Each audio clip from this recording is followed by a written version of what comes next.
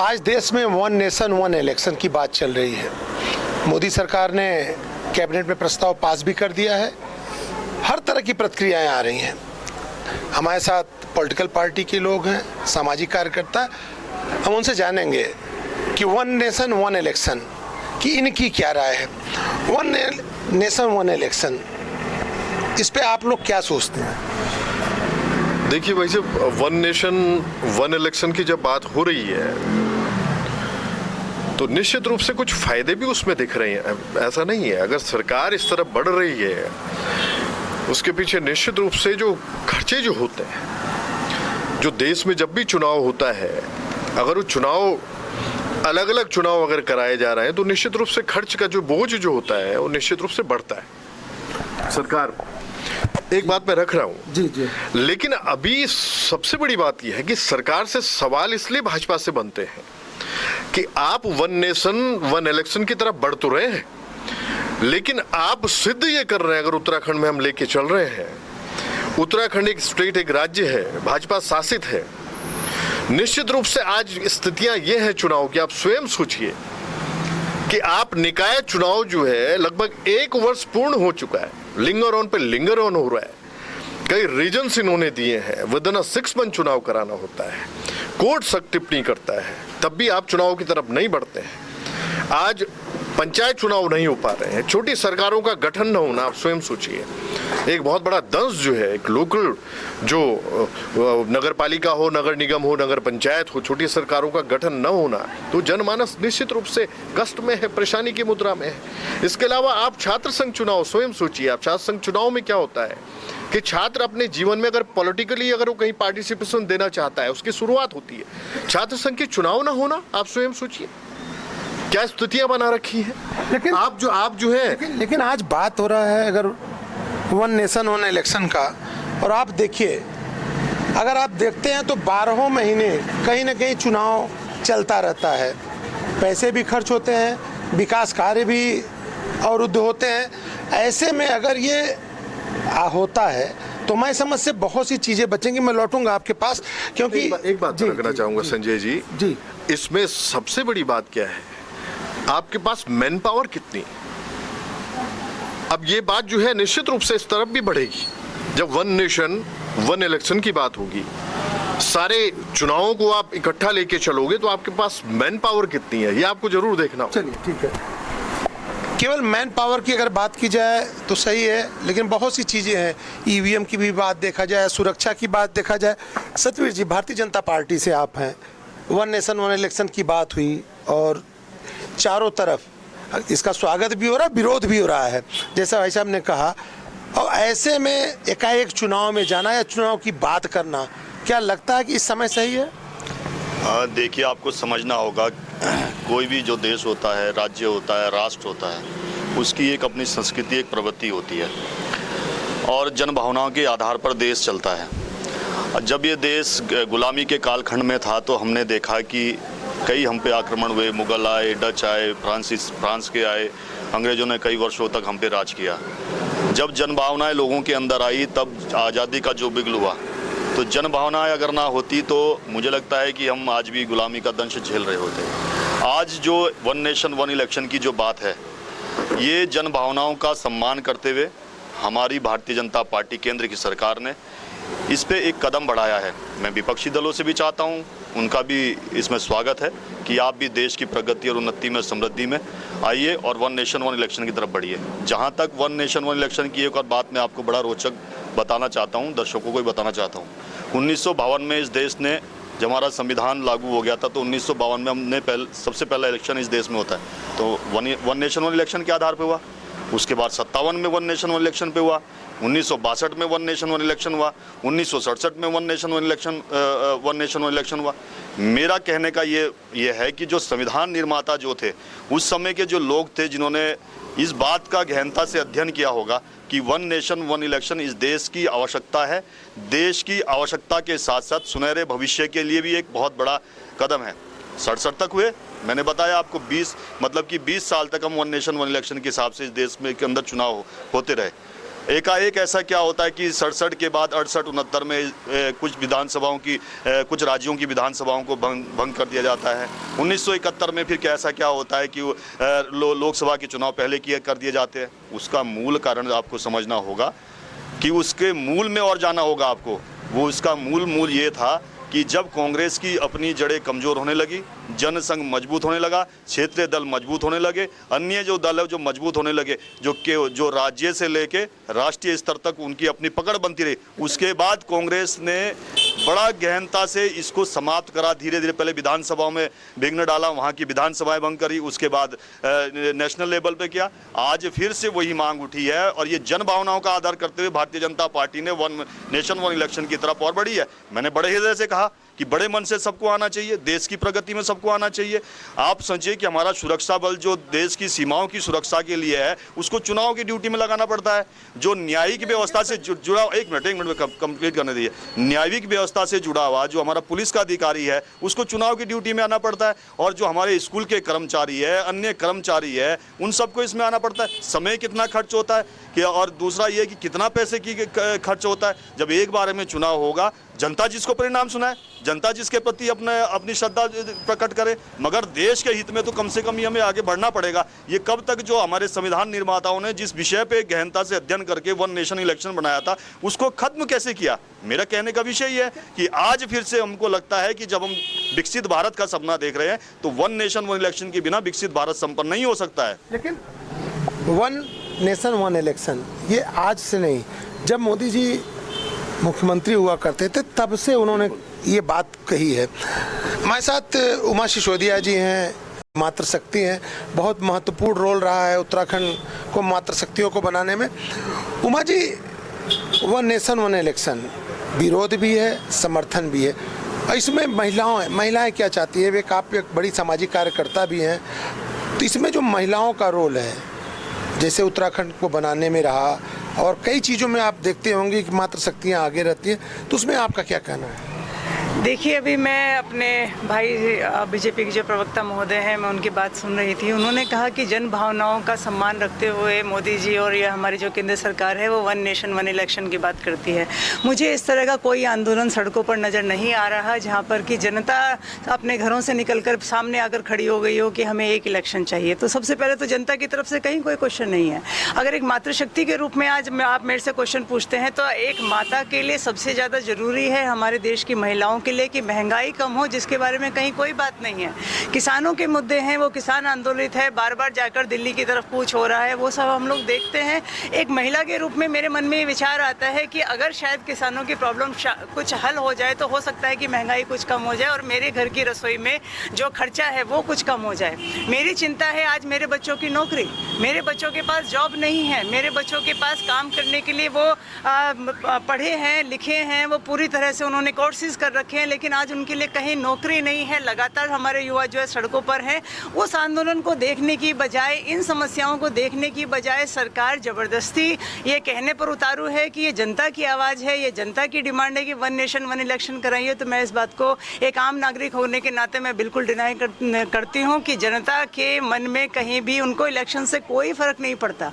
आप एक बार में कराइए, आप इलेक्शन 10 बार में कराइए, ये राजनीतिक दलों की आपस की खींचतान होती है कि उनको कहाँ फ़ायदा होता है, वो उस हिसाब से उस इलेक्शंस को कराते हैं। आम जनता को इन इलेक्शन से कोई फर्क नहीं पड़ता।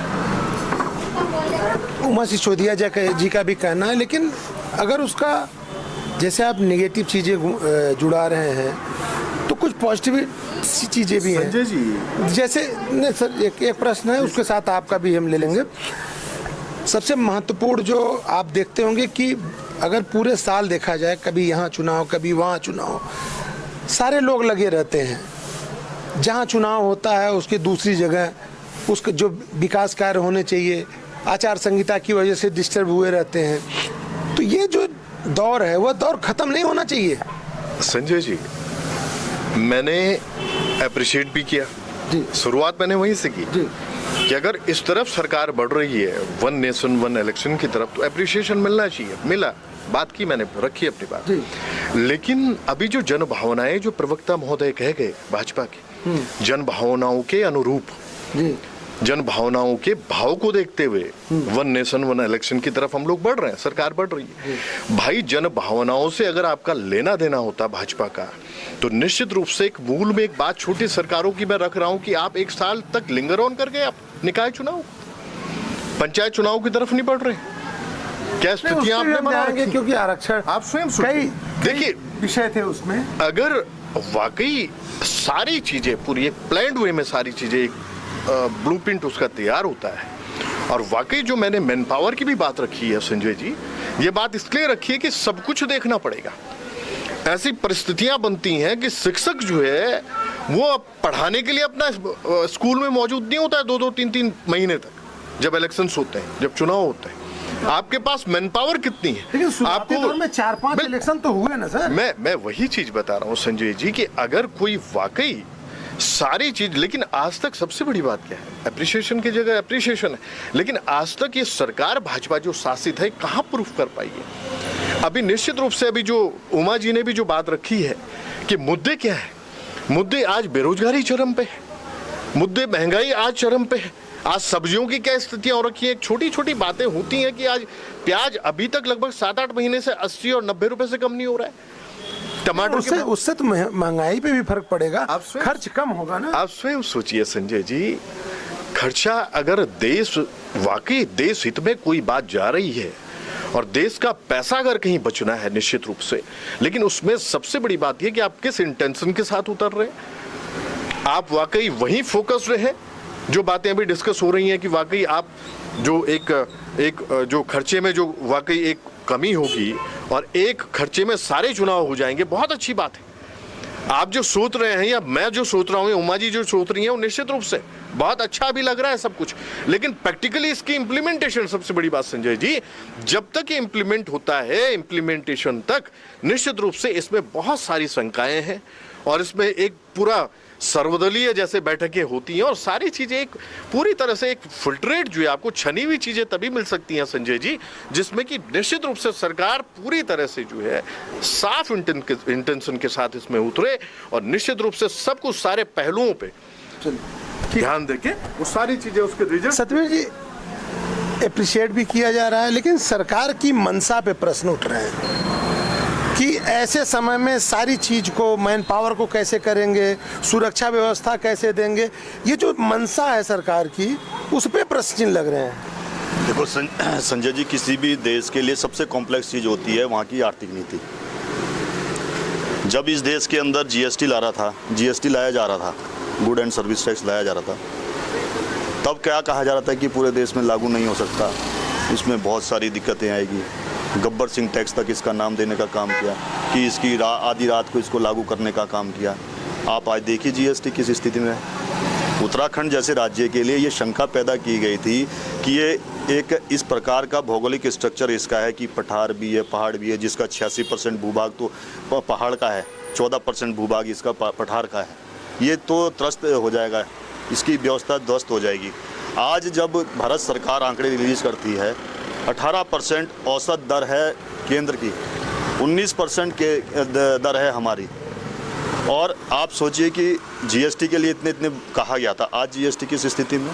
पूरा विश्व चकित है कि भारत ने किस प्रकार से इसको मजबूती से लागू करा, और आज धरातल पर इसके परिणाम सबको सामने दिखते हुए आ रहे हैं। सर्वदलीय जैसे बैठकें होती हैं और सारी चीजें एक पूरी तरह से एक फिल्ट्रेट जो है, आपको छनी हुई चीजें तभी मिल सकती हैं संजय जी, जिसमें कि निश्चित रूप से सरकार पूरी तरह से जो है साफ इंटेंशन के साथ इसमें उतरे और निश्चित रूप से सब कुछ सारे पहलुओं पे ध्यान देके वो सारी चीजें उसके रिजल्ट। सतवीर जी, एप्रिशिएट भी किया जा रहा है, लेकिन सरकार की मंशा पे प्रश्न उठ रहे हैं कि ऐसे समय में सारी चीज को, मैन पावर को कैसे करेंगे, सुरक्षा व्यवस्था कैसे देंगे, ये जो मंशा है सरकार की, उस पे प्रश्न चिन्ह लग रहे हैं। देखो संजय जी, किसी भी देश के लिए सबसे कॉम्प्लेक्स चीज़ होती है वहाँ की आर्थिक नीति। जब इस देश के अंदर जीएसटी लाया जा रहा था, गुड एंड सर्विस टैक्स लाया जा रहा था, तब क्या कहा जा रहा था कि पूरे देश में लागू नहीं हो सकता, इसमें बहुत सारी दिक्कतें आएगी। गब्बर सिंह टैक्स तक इसका नाम देने का काम किया कि इसकी आधी रात को इसको लागू करने का काम किया। आप आज देखिए जीएसटी किस स्थिति में है। उत्तराखंड जैसे राज्य के लिए ये शंका पैदा की गई थी कि ये एक इस प्रकार का भौगोलिक स्ट्रक्चर इसका है कि पठार भी है, पहाड़ भी है, जिसका 86% भूभाग तो पहाड़ का है, 14% भूभाग इसका पठार का है। ये तो त्रस्त हो जाएगा, इसकी व्यवस्था ध्वस्त हो जाएगी। आज जब भारत सरकार आंकड़े रिलीज करती है, 18% औसत दर है केंद्र की, 19% के दर है हमारी। और आप सोचिए कि जीएसटी के लिए इतने इतने कहा गया था, आज जीएसटी किस स्थिति में, पूरा विश्व चकित है कि भारत ने किस प्रकार से इसको मजबूती से लागू करा और आज धरातल पर इसके परिणाम सबको सामने दिखते हुए आ रहे हैं। वैसे ही मैं बताना चाहता हूँ, कांग्रेस के प्रवक्ता कह रहे थे कि हमें मंशा है कि ये किस प्रकार से लागू होगा, कैसे होगा, क्या इसके रूल्स एंड रेगुलेशंस होंगे। तो मैं ये भी कहना चाहता हूँ, आप उन लोगों पर भी प्रश्न खड़ा कर रहे हैं जिन्होंने 4 बार ये एक वन नेशन वन इलेक्शन करवाए, 52, 57, 62, 67। क्या उस समय के जो प्रधानमंत्री या मुख्यमंत्री या जो व्यवस्थाएं थी, क्या वो संविधान के अनुरूप नहीं थी, ये संविधान के विपरीत थी? मैं बिल्कुल नहीं कहूँगा कि वो संविधान के विपरीत थी या संविधान के खिलाफ थी। उस समय के जो हमारे संविधान शिल्पी थे, उन लोगों ने, उनका संविधान आज तक चलता आ रहा है। और जहाँ तक उमा जी ने कहा कि जन भावनाओं, कहीं जन भावनाएं नहीं दिख रही, मैं और सड़कों पे कोई लोग नहीं दिख रहा है, तो मैं बताना चाहता हूँ 2009 में एक सर्वे हुआ था। मैं दर्शकों को बताना चाहता हूँ कि राजेंद्र लहरी और महात्मा गांधी जी का सर्वे हुआ था। तो मैं इसमें किसी का कद छोटा या बड़ा करने की मंशा मेरी नहीं है, मगर जब सर्वे ऑल ओवर द वर्ल्ड हुआ था उसमें, तो सर्वे में एक चीज़ निकल के आई थी, 80% राजेंद्र लहरी को वोट मिला था, उसमें 20% महात्मा गांधी जी को मिला था। तो आप इस बार क्या उस सर्वे को नकार दोगे? क्या जनता की आवाज़ केवल सड़कों पर निकलती है? जनता की आवाज़ को समझना पड़ता है। और जहाँ तक वन नेशन वन इलेक्शन की बात में थोड़ा सा उसका छोटा प्रारूप आपको दिखाना चाहता हूँ। अभी महाराष्ट्र के अंदर चुनाव है, वहाँ 3 से 4 से 5 फेज में मिनिमम वहाँ चुनाव होते थे। इस बार एक फेज में चुनाव हुआ। कितना हमारा आर्थिक बल बचा, हमारे सैनिकों की ड्यूटियाँ बची, हमारे केंद्रीय कर्मचारियों की, राज्य कर्मचारियों की वहाँ पर बची। एक ही फेज में इलेक्शन हो गया। उस समय भी हमें कितना आर्थिक लाभ होता होगा, कितनी सुरक्षा में हमें जो सुरक्षा, जो कंपनियां एक दूसरे जगह से दूसरे जाती है, एक स्टेट दूसरे स्टेट से मांगते, तमाम तरह की चीज़ें, कई तरह की पॉलिसीज़ बनानी पड़ती है। मुझे कुल मिला के लगता है कि जिन लोगों ने, जब तक उनके लिए अनुकूल परिस्थितियाँ थी, तब तक उन्होंने अपने लिए वन नेशन वन इलेक्शन का उपयोग किया। जैसे ही उनको लगा, उन्होंने उसके बाद विधानसभाएं भंग करना शुरू करी। 1971 में उन्होंने लोकसभा के चुनाव पहले करवाने शुरू कर दिए, और उसके बाद हमने देखा है कि किस प्रकार से अन्य दलों के अंदर विघटन हुआ। मैं ये कहना चाहता हूँ, भारत सरकार ने जो कदम उठाया है, ये स्वागत योग्य कदम है। देश की मांग है, देश के हित में है, लोगों के हित में है, और स्वर्णिम भारत के लिए ये बहुत महत्वपूर्ण कदम है। चलिए उमा जी, आपके प्रश्न पे भी प्रश्न उठ गए हैं, लेकिन अगर देखा जाए, आप भी मानती होंगी कि शुरू की, जैसे इन्होंने कहा कि 4-5 इलेक्शन हुए, वन नेशन वन इलेक्शन हुआ, कोई दिक्कतें नहीं, बीच में ऐसी परिस्थितियां बनी, ये तो आरोप लगा रहे हैं कांग्रेस पार्टी पे, लेकिन ऐसी परिस्थितियां बनी कि कुछ स्टेट को चुनाव दोबारा कराना पड़ा, फिर केंद्र में चुनाव जल्दी गिर गई। तो ऐसे में अगर ये एक प्रयोग मान लीजिए करना चाहती है सरकार, मोदी सरकार करना चाहती है, तो उसको क्या विरोध के लिए विरोध होना चाहिए या उसके जो कमियां उसको गिनाना चाहिए? नहीं, बिल्कुल मैं आपकी बात से सहमत हूँ कि जो कमियां हैं उनको गिनाना चाहिए। देखिए, यहाँ पर सभी प्रबुद्ध लोग बैठे हैं और इस समय ये बहस जो है पूरे देश में स्टार्ट हो चुकी है। और इसमें ठीक है, आप लोगों ने एक प्रस्ताव लोकसभा में आप लेकर आए, आप उस पर बहस कराएंगे, पर मुझे ऐसा लगता है कि ये एक बहुत बड़ा मुद्दा है जिसमें सिर्फ राजनीतिक पार्टियाँ नहीं, हमें पुलिस के बड़े बड़े ऑफिसर्स को भी बैठाना पड़ेगा, क्योंकि इलेक्शन के टाइम जो लॉ एंड कंट्रोल, जो लॉ एंड ऑर्डर जो संभाला जाएगा, वो पुलिस और आर्मी की वजह से संभाला जाएगा। क्या होगा क्या नहीं होगा, ये तो भविष्य की बात है। इतना बड़ा देश, इतने सारे बूथ, एक साथ पूरे आप देश में आप चुनाव कराने की बात कहते हैं। मेरी आशंका इस बात पर भी है कि क्या उस समय हमारे पूरे बॉर्डर की सारी आर्मी और सारी पुलिस चुनाव लड़ने में लग जाएगी? अभी तो क्या होता है ना, एक राज्य में चुनाव होते हैं तो दूसरे राज्य से वहाँ पे पुलिस और रैपिड एक्शन फोर्स भेज दी जाती है। उस समय आप इतने सारे लोगों को कैसे आप एक्टिवेट करेंगे? पर हो सकता है कि सरकार कर ले, हो सकता है कि सरकार को एक नई आर्मी फॉर्म कर दे जिसका काम हर 5 साल में निकल निकल के और इलेक्शंस कराना हो। लेकिन मुझे ऐसा लगता है कि प्रैक्टिकल प्रॉब्लम्स बहुत ज़्यादा आने वाली हैं और इसका हश्र वो ना हो जो आपके 3 किसान कानूनों का हुआ, इसका हश्र वो ना हो जो जो आपने एक कानून बनाया था जिसमें कि दिल्ली में काफ़ी शाहीन बाग में लोग बैठे रहे, उसके बाद आपको परेशान होकर उस कानून को भी वापस लेना पड़ा। वो हश्र ना हो, वो नोटबंदी वाला हश्र भी ना हो जिसके आज तक नहीं बता पाए कि उसके फ़ायदे और नुकसान क्या रहे, वो हश्र ना हो। धन्यवाद आप लोगों का। वन नेशन वन इलेक्शन कोई नई चीज़ नहीं है, पहले हो चुका है और आज दोबारा अगर करने की तैयारी है तो अगर उसका सत्ता पक्ष उसकी फ़ायदे जुड़ा रहा है तो विपक्ष उसके नुकसान भी जुड़ा रहा है। लेकिन इन सब के साथ ये भी देखने की ज़रूरत है कि जो चुनाव होते हैं, कई बार चुनाव होते हैं तो पूरा देश चुनावी मूड में रहता है, खर्च ज़्यादा होते हैं, सुरक्षा बल भी जिस तरह से लगा रहता है, साथ में व्यवधान भी होता है, विकास कार्य भी रुकते हैं। तो इन सब को देखते हुए अगर बड़ी चर्चा छिड़ी है तो परिणाम तक जानी चाहिए और आने वाले समय में वन नेशन वन इलेक्शन पे कहाँ तक परिणाम जाता है या क्या लोग सोचते हैं हम आपको बताते रहेंगे। देखते रहिए इंडिया न्यूज़।